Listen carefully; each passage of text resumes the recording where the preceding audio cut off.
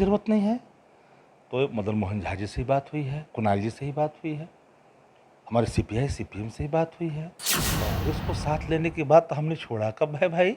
ये कौन सा सवाल हो गया? जो ग्राउंड का जो रपट है, उन रपटों का भी ख्याल सबको करनी चाहिए। नमस्कार, मेरा नाम आलोक है। आप लाइव देख रहे हैं। बिहार विधानसभा की 2 सीटों पर उपचुनाव होना है। आरजेडी ने अपने प्रत्याशियों के नाम की घोषणा कर दी है, लेकिन अब कांग्रेस दुखी है। कांग्रेस विधानमंडल दल के नेता अजीत शर्मा का यह कहना है कि आरजेडी ने गठबंधन धर्म का पालन नहीं किया। इस वक्त शक्ति सिंह यादव आरजेडी के प्रवक्ता है, नेता है। आप लोग कांग्रेस को साथ लेकर नहीं चल रहे हैं? किसने कहा आपको?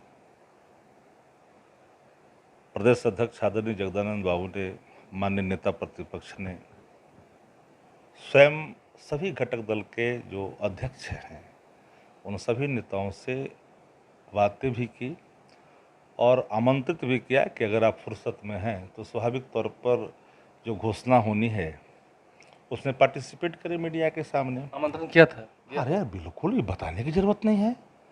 तो मदन मोहन झा जी से ही बात हुई है, कुणाल जी से ही बात हुई है, हमारे सीपीआई सीपीएम से ही बात हुई है। देखिए, एक बात आपको समझनी पड़ेगी, जन भावना राजनीति का मूल मंत्र है और जन भावना नेता प्रतिपक्ष तेजस्वी प्रसाद यादव जी के पक्ष में है। और ये आम चुनाव नहीं है, ये उपचुनाव है। नहीं तो आप लोग कांग्रेस को दबा रहे हैं ना? आपको समझ में नहीं आ रहा है कि हम लोगों ने उदारता भी दिखाई है, लेकिन अभी वक्त है।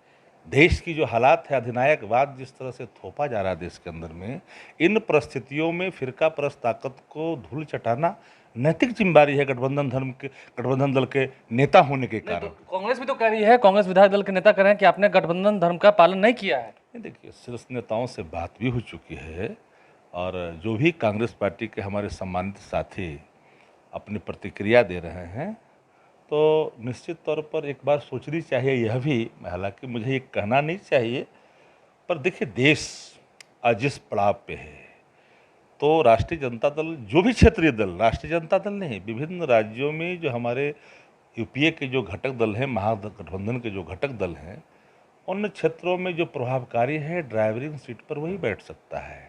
और तभी इस देश के में जो अधिनायकवादी शक्तियां हैं, फिरका परस्त शक्तियां हैं, जो देश को तोड़ना चाहती है, लोकतंत्र को कमज़ोर करना चाहती है, उससे हमारा कमिटमेंट क्या है?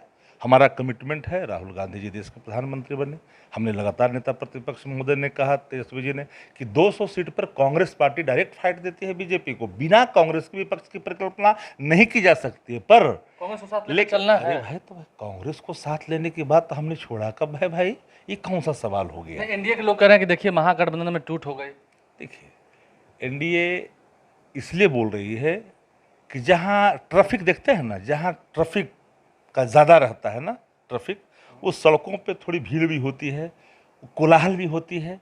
और जब कोलाहल होती है, भीड़ होती है, तो स्वाभाविक तौर पर दूरी तय करने में, गंतव्य स्थान पर तय करने में वक्त भी लगता है। 2 दिन 1 दिन आगे पीछे हमने सीटों की घोषणा जरूर की।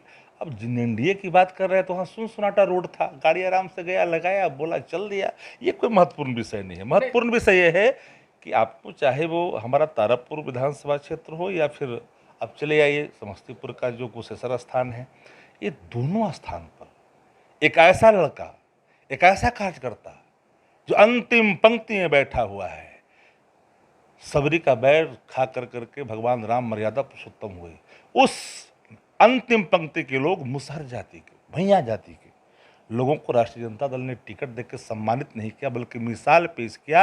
यही तो डॉक्टर लोहिया का, आदरणीय डॉक्टर लोहिया जी का वचन यही था कि रानी हो या मेहतरानी, लोकतंत्र में जिसकी भागीदारी सुनिश्चित होनी चाहिए। और ये समाजवादी ड्राइविंग सीट पर आप बोल रहे हैं जो क्षेत्रीय पार्टियां हैं उनको बैठने के लिए, इसका मतलब कांग्रेस को तो आप कहीं ना कहीं पीछे दबा रहे हैं। दबाते कैसे? हम लोग का कॉमन मिनिमम प्रोग्राम था, तब ना 70 सीट लड़े हो, हम लोग भी लड़े, आखिर तो रजामंदी से न हुई बात।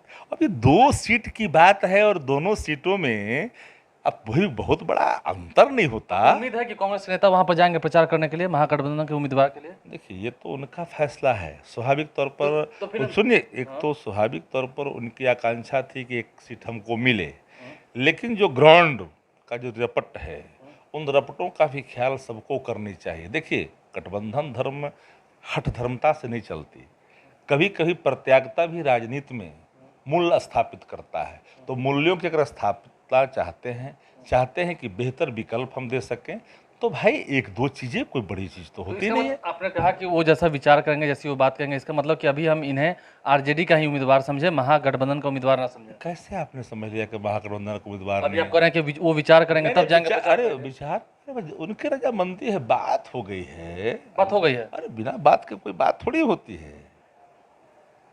देखिए, शक्ति सिंह यादव हैं, आरजेडी के प्रवक्ता हैं, साफ साफ कह रहे हैं कि सभी बात हो गई है, महागठबंधन में कोई टूट नहीं है। तो अब देखना ये होगा कि कांग्रेस क्या अलग से अपने प्रत्याशियों को उतारती है, या फिर प्रचार प्रसार के समय कांग्रेस और सीपीआई के नेता भी उस वक्त मंच पर मौजूद रहेंगे आरजेडी नेताओं के साथ, जब विधानसभा के उपचुनाव की बेला आएगी, उस वक्त जब नॉमिनेशंस के समय आएंगे।